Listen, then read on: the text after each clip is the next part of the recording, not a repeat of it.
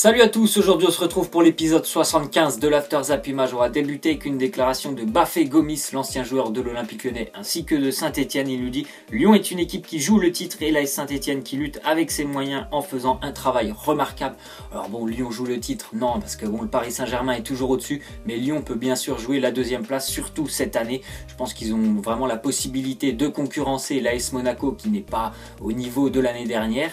Mais voilà, je pense que Lyon a quand même les moyens de jouer pour une place qualificative directement en Champions League, contrairement à l'AS Saint-Etienne qui va encore lutter cette année pour essayer déjà de se qualifier en Europa League.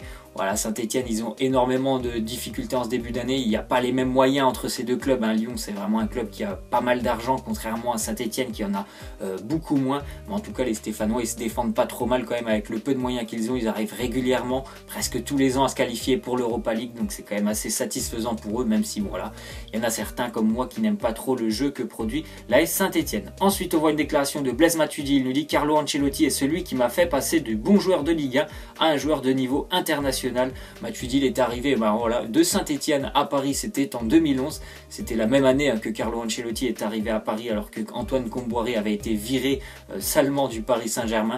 Et Ancelotti, il a directement fait confiance à Blaise Matuidi au milieu de terrain, nous souvent associés avec Mota ou encore Marco Verratti. Et c'est vrai que c'est devenu un cadre du système de jeu de Carlo Ancelotti, Blaise Matuidi. Et en plus de ça, quand même, Carlo Ancelotti disait que c'était l'un des 3 meilleurs joueurs du Paris Saint-Germain lors de ces années-là. Il y avait quand même Zlatan entre autres, et il y avait aussi d'autres stars, et considérer Matuidi comme un des 3 meilleurs joueurs, ça veut dire quand même que le joueur a un sacré potentiel, il l'avait prouvé, et ça lui a permis d'ailleurs de connaître la carrière qu'on lui connaît actuellement. Puis voilà, c'est arrivé cet été du côté de la Juventus. Ensuite, on voit une déclaration d'André Di Maria. Il nous dit « J'ai été proche de rejoindre Barcelone, proche et loin à la fois. C'est difficile de rejoindre un tel club. » Alors bon, je suis pas sûr que ça soit difficile de rejoindre un tel club, parce que j'ai l'impression que les recruteurs du FC Barcelone, ils font un petit peu n'importe quoi. Ils recrutent alors que des fois, il y a un petit peu plus haut dans le club, on veut pas de certains joueurs, mais les recruteurs, ils les prennent quand même. Je pense à ce qu'ils ont fait cet été avec Jean-Michel Seri. Ils étaient proches de le signer, le lendemain, ils en voulaient plus. Alors je pense que voilà, ils se seraient pas trompés s'ils avaient voulu engager André Di Maria. Ça se fera peut-être l'année prochaine, mais à mon avis, André Di Maria, ça serait vraiment une bonne recrue pour le Barça. Il pourrait retrouver Lionel Messi, son compère en sélection. Ensuite, on voit une déclaration de Lucien Favre. Il nous dit « Draxler peut alimenter Neymar, Mbappé et Cavani comme il le souhaite, tout en restant une menace face au but adverse. » C'est vrai que Draxler, c'est un joueur, on va dire, il est un petit peu cyclique, c'est-à-dire des fois il est très très bon, et une semaine plus tard, il est un petit peu moins bien. Mais voilà, il est encore quand même assez jeune, Julian Draxler. Il me semble qu'il a que 24 ans. Donc c'est un jeune joueur, mais il est déjà très intéressant. Et j'espère que le Paris Saint-Germain ne va pas le laisser partir, comme on l'entend un petit peu depuis quelques jours, notamment du côté du Bayern Munich, où ça pourrait être le remplaçant de Franck Ribéry. J'espère que le PSG va pouvoir le garder. C'est un joueur très talentueux au milieu de terrain. Et en plus de ça, il fait un bon début de saison cette année avec le PSG. Ensuite, on voit l'officialisation. Le Stade Rennais tient son nouvel entraîneur. Ça n'a pas mis longtemps après le limogeage de Christian Gourcuff. Ils ont les Rennais recruté Sabri Lamouchi. Donc je ne sais pas si tout le monde connaît Sabri Lamouchi. C'est un jeune entraîneur. Il a eu que 2 expériences avec la Côte d'Ivoire entre 2012 et 2014. Vous voyez d'ailleurs le bilan. 13 victoires, 6 nuls, 3 défaites. Et maintenant, c'était jusqu'à l'année dernière, encore 2 ans, c'était au Qatar. Donc on voit maintenant une déclaration de l'ancien entraîneur rennais Christian Gourcuff. Il l'a dit à ses joueurs hier, ce club n'est pas assez respectueux, j'ai été viré 2 fois dans les mêmes conditions. Alors bon, moi je trouve ça assez bizarre que Gourcuff a été viré à l'heure actuelle, parce que Rennes venait d'enchaîner quand même des matchs assez positifs surtout sur le plan des victoires. C'était 4 victoires consécutives, alors qu'il y a un mois, s'il avait été viré il y a un mois, j'aurais plus compris, parce que Rennes était au fond du trou. Mais à l'heure actuelle, il venait d'enchaîner pas mal de victoires, donc c'est assez surprenant. Après bon, ça fait 2 ans qu'il est arrivé à Rennes, Christian Gourcuff. Le niveau du jeu, il s'est rien passé du côté du Stade Rennais, donc ça ne me surprend pas quand même qu'il soit viré. C'est juste le moment, pourquoi pas il y a un mois, et alors que ça a été fait seulement cette semaine. Ensuite, on voit que Zidane a identifié le remplaçant et le successeur de Gareth Bale, lui qui est continuellement blessé du côté du Real Madrid. Ça commence à agacer, enfin c'est même pas que ça commence, ça fait déjà quelques mois que ça agace tout le monde du côté du Real Madrid, les nombreuses blessures de Gareth Bale et Zinedine Zidane qui pense bien sûr à recruter. Ça fait longtemps aussi qu'on en parle, Eden Hazard, le joueur de Chelsea. Ça se fera peut-être l'année prochaine, on en avait déjà beaucoup parlé cet été. Bien sûr, le président du Real Madrid, Florentino Pérez, il apprécie également Harry Kane et Paulo Dybala, mais Zidane il veut pas modifier sa ligne d'attaque, il fait toujours confiance à Karim Benzema, donc ça serait plutôt une arrivée, déjà une très grosse arrivée quand même, si Eden Hazard arrivait du côté du Real Madrid l'année prochaine. Ensuite on voit une déclaration de Lionel Messi, il nous dit: je ne voudrais pas affronter l'Espagne qui est une des nations sur lesquelles on peut tomber dans notre groupe, les favoris sont l'Espagne, le Brésil, l'Allemagne et la France, ce sont les équipes qui font la meilleure impression. Donc voilà, on connaît maintenant les adversaires que Lionel Messi espère éviter, notamment en phase de groupe pour l'Argentine, bien sûr l'Espagne qui pour moi est un des grands favoris de cette Coupe du Monde. C'est sûr que ce serait une très grosse affiche de retrouver ces deux équipes directement en phase de poule. Il a aussi cité la France dedans, donc on verra. Bien sûr la Coupe du Monde ça sera dans un an, les équipes ont le temps de s'améliorer jusque là. Ensuite on voit une déclaration de David Moyes, le nouvel entraîneur de West Ham. Il nous dit: j'espère que les joueurs vont vouloir montrer à leur nouvel entraîneur de quoi ils sont capables. S'ils ne courent pas, ils ne joueront pas.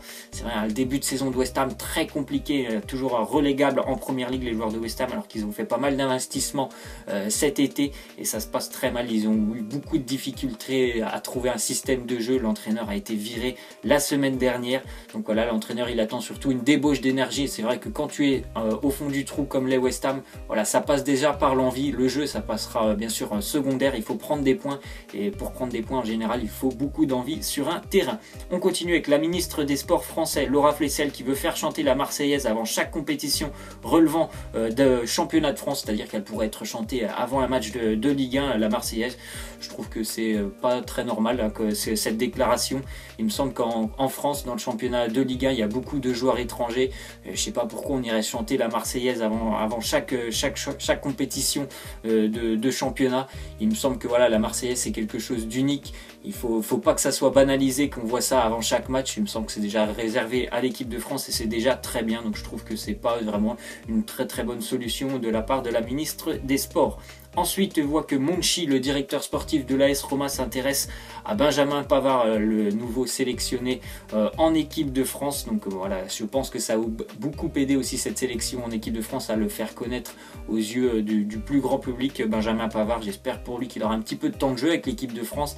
Et c'est vrai que s'il continue à faire de bonnes prestations comme il le fait en Bundesliga, ça va intéresser de nombreux clubs. Et je pense que l'AS Roma, ça pourrait être vraiment un bon club pour lui. Il y a quand même pas mal de jeunes joueurs et qui ont beaucoup de temps de jeu en général quand ils arrivent du côté de Rome. On continue avec une déclaration de Luis Suarez. Il nous dit: les difficultés de Ronaldo, c'est bizarre car nous traversons tous un moment similaire. Pareil pour Antoine Griezmann, ce sont des situations qui doivent être inversées. C'est vrai que depuis ce début d'année, les attaquants de Liga, ça se passe pas trop bien pour eux, mis à part Lionel Messi. Suarez, Griezmann et Ronaldo, c'est vraiment un début de saison assez incroyable de leur part dans le mauvais sens du terme. C'est-à-dire qu'ils ne marquent pas du tout, presque tous ces joueurs-là, ils ne marquent pas. Griezmann, c'est pareil, ça fait 7 matchs qu'il n'a pas marqué. Suarez, il est qu'à 3 buts, Ronaldo 1 but. Donc assez surprenant de voir toutes ces stars en difficulté en ce début d'année. On continue avec une petite info qui concerne Manchester City qui a enregistré des revenus records de 473 millions de livres, c'est-à-dire un peu plus de 500 millions d'euros sur l'année 2016-2017 par rapport à l'année précédente. C'est 21% d'augmentation pour Manchester City, donc c'est vraiment un club qui est rentable hein. À l'heure actuelle, les Citizens, ça se passe très bien sur le plan des finances pour eux ainsi que sur le plan sportif. Ensuite, on voit les statistiques de l'équipe de France avec N'Golo Kanté. C'est 16 victoires, 3 nuls, 1 défaite, donc un pourcentage de 80% de victoires. Et quand il est pas là, N'Golo Kanté, le pourcentage il descend à 50%. Donc c'est vrai que c'est un joueur assez indispensable du système de Didier Deschamps. Il ne sera pas là, N'Golo Kanté.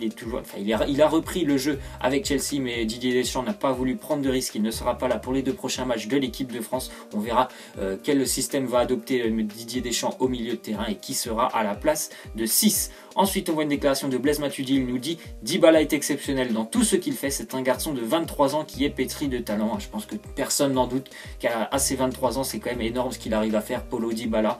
Je pense que c'est un des meilleurs joueurs à l'heure actuelle et c'est à mon avis le futur ballon d'or, je pense, devant Neymar. Ça, c'est mon avis personnel. Je pense que ça sera plutôt Dybala que Neymar dans les prochaines années parce qu'à l'heure actuelle, c'est toujours Ronaldo et Messi les 2 premiers. Mais on connaît tous un Paulo Dybala qui fait encore une fois un très bon début de saison avec la Juventus. Juventus, même si depuis quelques semaines c'est un peu plus compliqué. Mais en tout cas, c'est un joueur super important pour la Juventus. On va terminer donc avec la question de fin ce soir, c'est les matchs de barrage de la Coupe du Monde de la zone Europe. La Croatie reçoit la Grèce, l'Irlande du Nord reçoit la Suisse. Il y aura d'autres matchs demain et samedi, il me semble.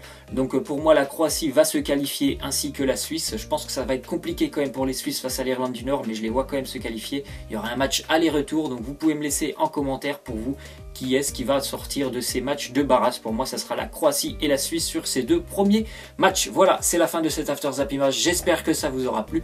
N'hésitez pas à lâcher des likes, à vous abonner. Moi, je vous laisse et je vous dis à la prochaine. Ciao.